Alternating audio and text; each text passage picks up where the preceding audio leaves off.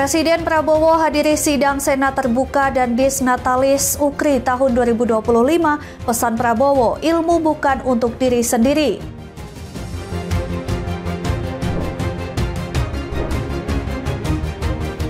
Sakit hati mendapat omongan kasar dan caci maki, istri Siri dihabisi dengan sadis.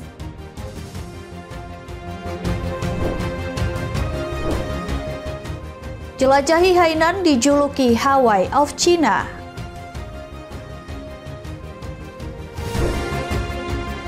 Halo, selamat pagi pemirsa setia Berita Nasional TV. Senang sekali Berita Nasional Pagi kembali hadir menyapa Anda. Selain 3 berita utama tadi, akan ada informasi lainnya yang akan kami sajikan untuk Anda. Sama saya, Ajeng Tiara.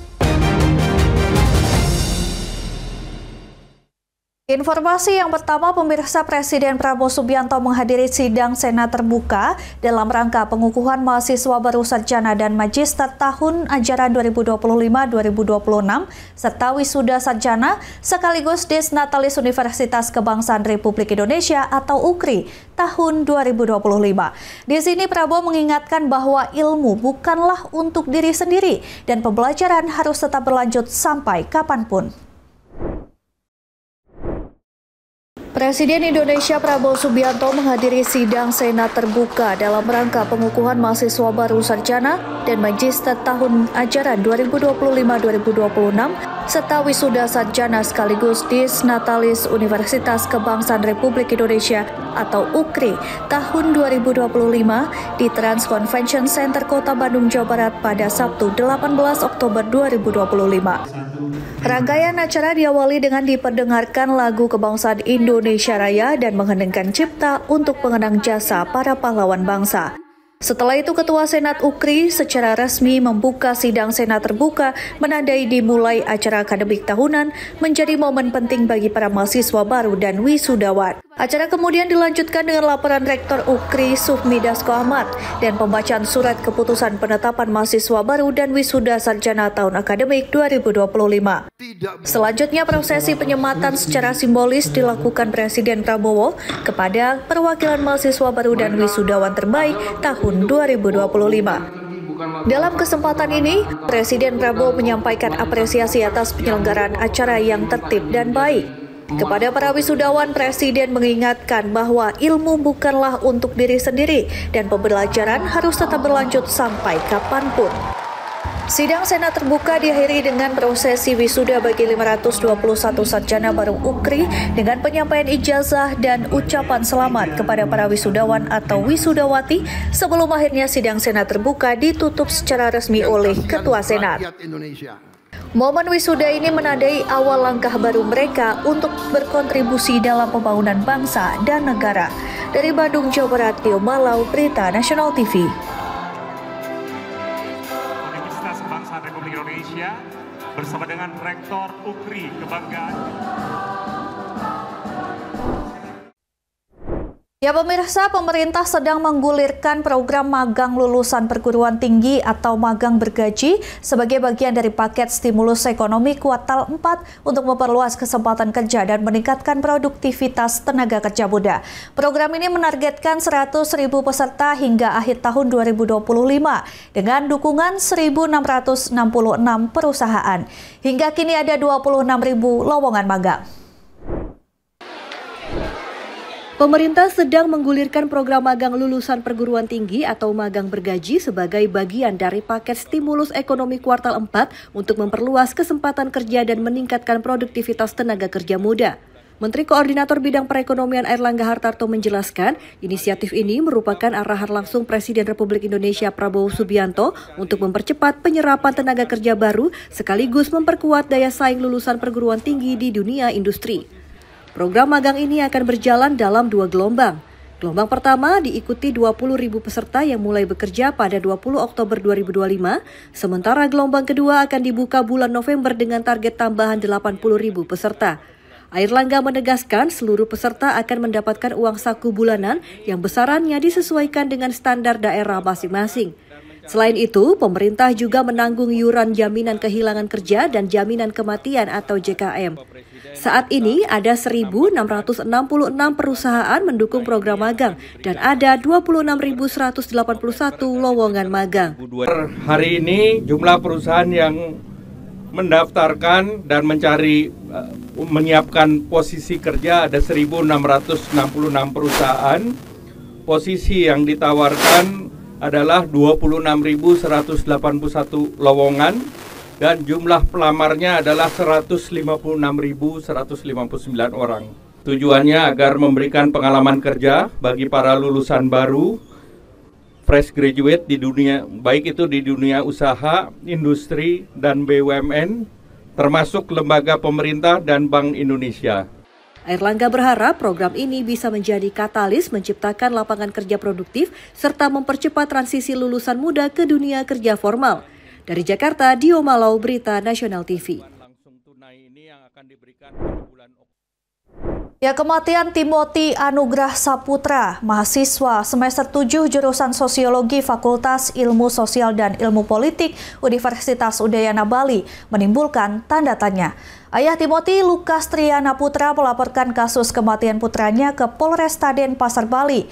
Korban diduga menjadi korban perundungan alias bullying. Inilah suasana di rumah duka sebelum prosesi pemakaman Timothy Anugrah Saputra, mahasiswa semester 7 jurusan Sosiologi, Fakultas Ilmu Sosial dan Ilmu Politik Universitas Udayana, meninggal usai jatuh dari gedung FISIP Universitas Udayana.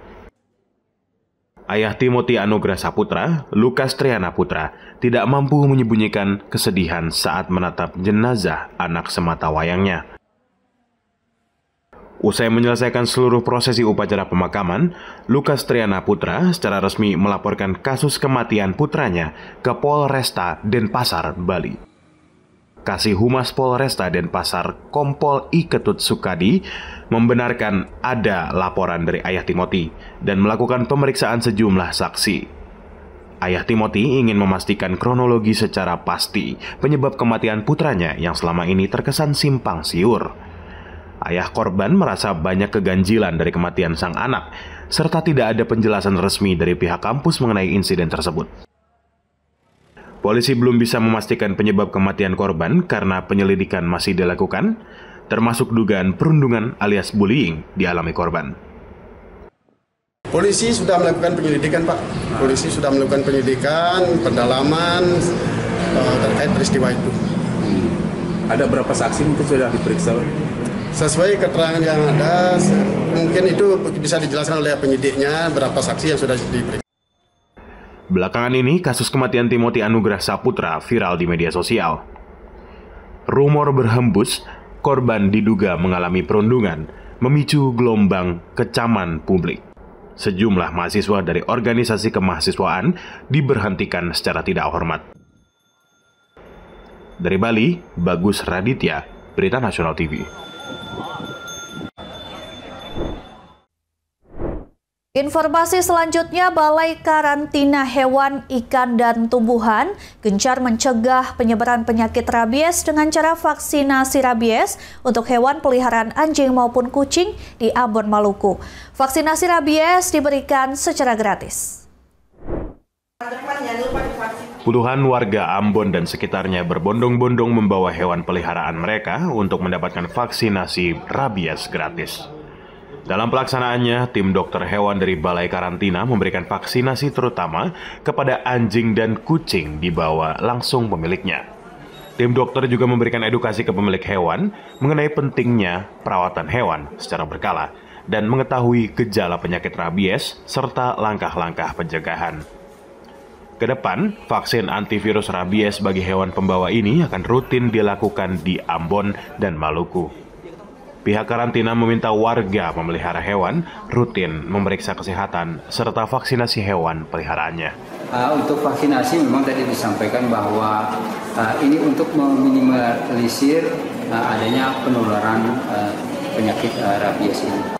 Aksi ini diharapkan dapat menekankan angka penyebaran penyakit rabies ke manusia dan melindungi hewan peliharaan dari infeksi virus rabies. Dari Maluku, Edwan, Berita Nasional TV. Pemirsa, Badan Narkotika Nasional menggerebek laboratorium narkoba jenis sabu di salah satu apartemen di wilayah Cisauk, Kabupaten Tangerang, Banten. Petugas mengamankan 2 pelaku. Dari kicauannya diketahui mereka mendapat keuntungan lebih dari 1 miliar rupiah selama 6 bulan. Badan Narkotika Nasional atau BNN menggerebek laboratorium narkoba jenis sabu di salah satu apartemen di wilayah Cisauk, Kabupaten Tangerang, Banten, Sabtu, 18 Oktober 2025. Kepala BNN Komjen Suyudi Aryo Seto mengatakan terungkap laboratorium narkoba berawal dari operasi yang dilakukan pada Jumat sore 17 Oktober 2025. Hasil pengintaian dan observasi mendalam diketahui, sebuah unit apartemen di lantai 20 dijadikan tempat memproduksi sabu di kawasan Cisauk, Kabupaten Tangerang, Banten. Dari penyusuran di lokasi, petugas BNN mengamankan 2 pelaku berinisial IM dan DF. Diketahui IM berperan sebagai koki atau peracik, sedangkan DF bertindak sebagai pihak memasarkan hasil produksi. IM merupakan residivis kasus yang sama. Pengakuan IM dan DF diketahui mereka mendapatkan keuntungan lebih dari 1 miliar rupiah selama 6 bulan.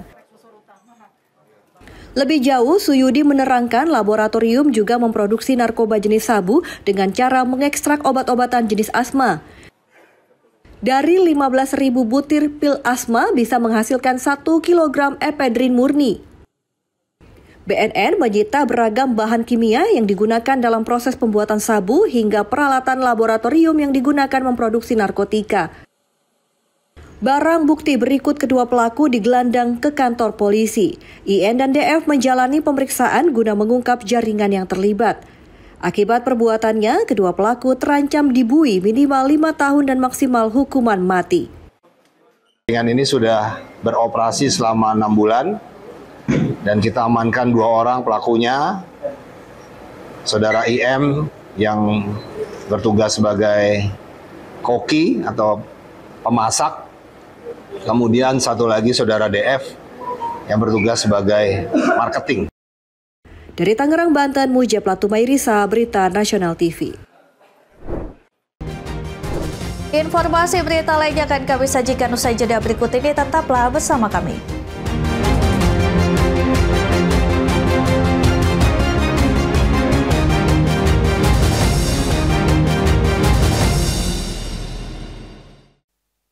Terima kasih Anda masih menyaksikan Berita Nasional Pagi. Pemirsa, seorang pria babak belur diamuk warga lantaran tertangkap tangan mencuri tas di sebuah restoran di kawasan Margonda, Depok, Jawa Barat. Modus pelaku berpura-pura makan bersama pengunjung. Saat target lengah, pelaku beraksi. Maling. Tadi temen lu yang kabur gue tendang naik motor apaan? Ada 2 maling tas di sebuah restoran di Jalan Margonda, Depok, Minggu malam 19 Oktober 2025. Aksi keduanya gagal total karena kegap korban dan pelayan. Juru parkir restoran menerangkan saat itu 2 pelaku masuk secara bersamaan ke dalam restoran, lalu berpencar. Seorang menunggu di luar restoran menggunakan motor, seorang berada dalam restoran. Saat seorang pelaku beraksi, ketahuan korban dan pelayan. Keduanya berteriak, pelaku kabur dan dikejar petugas parkir. Upaya pelaku gagal, ia berhasil dihadang warga dan jadi bulan-bulanan dihadiahi bogem mentah. Rekannya yang menunggu di luar restoran berhasil melarikan diri dengan cara mengaku sebagai pengemudi ojek online. Selanjutnya pelaku diserahkan ke Polsek Beji.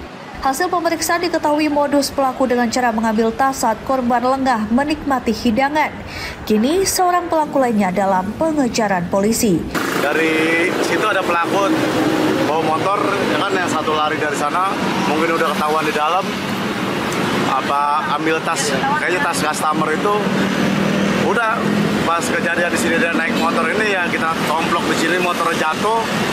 Nah yang satu loncat itu yang pelaku ambil tas. Yang satu lagi tuh bawa motor ngaku-ngaku tukang ojek. Dari Depok, Jawa Barat, Muhammad Iswanto, Berita Nasional TV. Sementara itu, pemirsa, seorang suami tega membantai istri sirinya hingga tewas di Badung, Bali. Pelaku sempat buron hingga akhirnya dibekuk polisi di kampung halamannya di Bitung, Sulawesi Utara. Sebelum kabur, pelaku sempat bermalam dengan jenazah korban.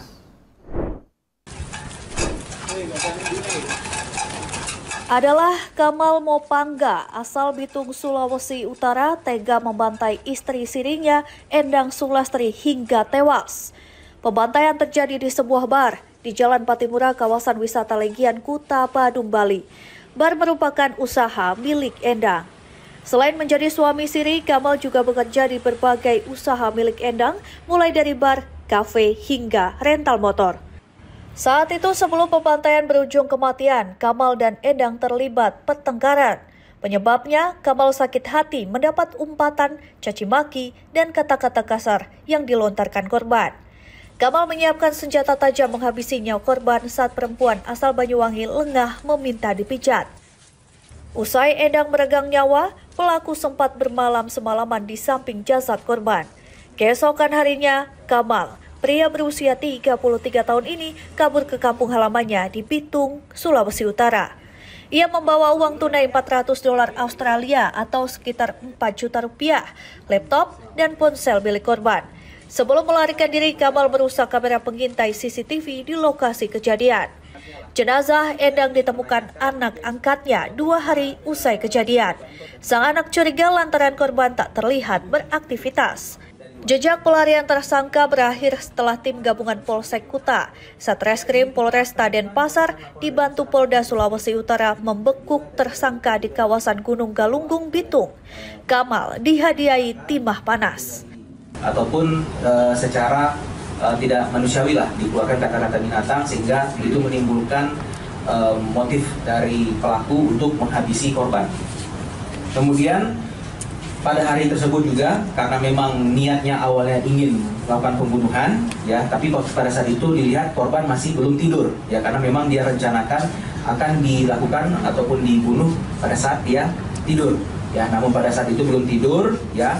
Kebetulan korban ini meminta pijit, ya, meminta pijit terhadap pelaku, ya, dengan posisi membelakangi, duduk bersila. Nah, disitulah kesempatannya.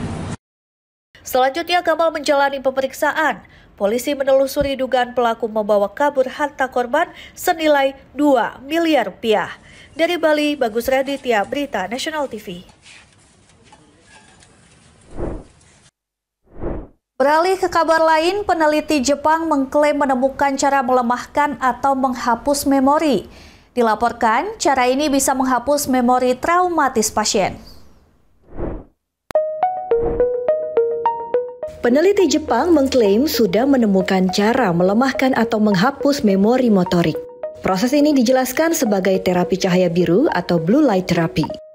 Dikutip dari Daily Mail Senin 1 September 2025, saat menjalani terapi ini, ditargetkan pada koneksi otak tertentu bisa mengecilkan spy memory guna menghapus memori dan meninggalkan memori yang lain. Diperkirakan tes ini akurat. Ada kemungkinan bisa digunakan untuk menghapus memori tidak diinginkan, ada kemungkinan bisa digunakan untuk menghapus memori tidak diinginkan atau traumatis pada pasien.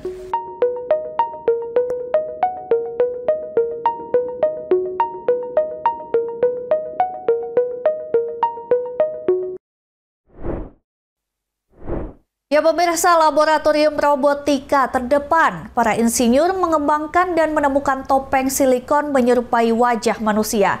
Transformasi ini sungguh mengagumkan.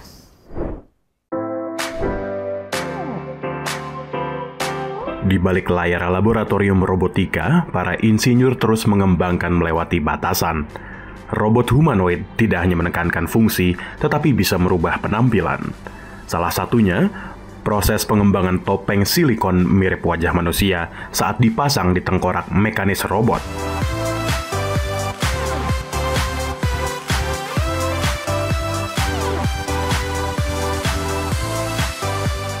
Transformasi ini sungguh mengagumkan, mengubah logam dingin menjadi sesuatu menyerupai manusia. Topeng dirancang dengan teliti meniru tekstur kulit manusia, mereplikasi ekspresi wajah, dan mensimulasikan gerakan otot.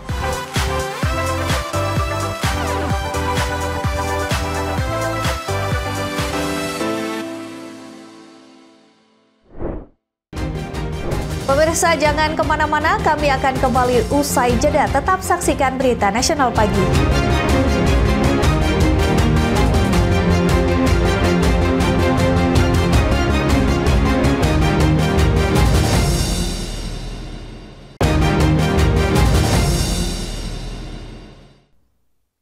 Terima kasih Anda masih bersama kami, pemirsa. YouTuber asal Tiongkok Xing Zilei alias Zing's World viral karena membangun mini subway khusus untuk kucing-kucingnya.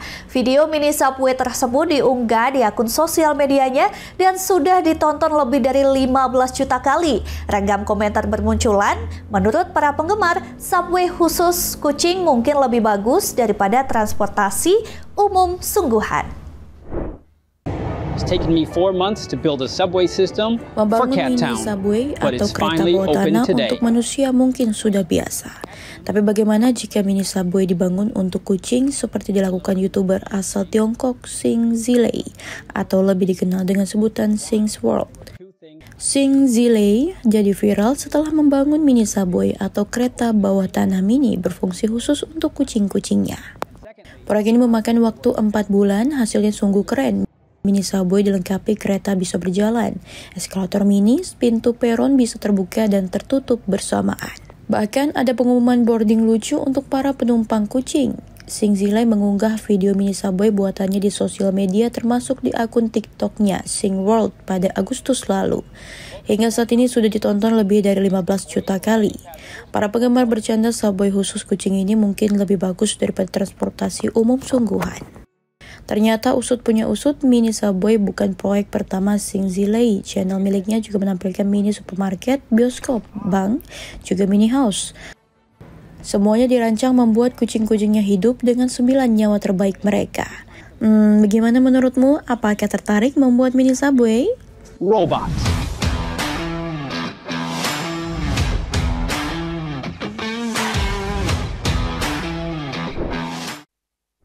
Pemirsa, kali ini saya ingin mengajak Anda melihat Hainan. Tempat wisata saat ini sedang happening di Cina. Hainan, pulau sering dijuluki sebagai Hawaii-nya Timur karena alam tropisnya. Bahkan bisa jadi tempat transit umroh. Seperti apa keindahan Hainan? Berikut informasinya.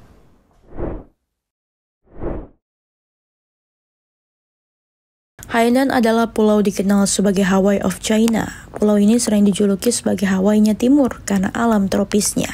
Julukan tersebut tidak mengada-ngada lantaran keindahannya bak surga di bumi. Hainan kini menjadi tempat wisata dan sedang ramai perbincangan di China. Dengan pantai berpasir putih, laut biru kehijauan, hutan tropis yang luas, hingga kuliner laut yang segar, Hainan menawarkan pengalaman liburan tropis penuh daya pikat. Beberapa destinasi populer di Hainan antara lain Sanya Bay dengan panorama pantai indah, sunset romantis, dan hotel-hotel berkelas. Yalong Bay menarik wisatawan karena pasir putih bersih dan toko-toko souvenir yang unik. Dan Muslim Tourism dikembangkan Hainan dengan menyediakan makanan halal, tempat sholat di bandara, hingga akomodasi transit seperti hotel gratis untuk penumpang internasional. Jemaah umroh asal Indonesia bisa memanfaatkan transit di Hainan. Akhir-akhir ini Hainan viral di media sosial. Selain itu, kawasan ini juga tumbuh sebagai pusat perdagangan bebas, pusat bisnis, serta destinasi medical tourism kelas dunia.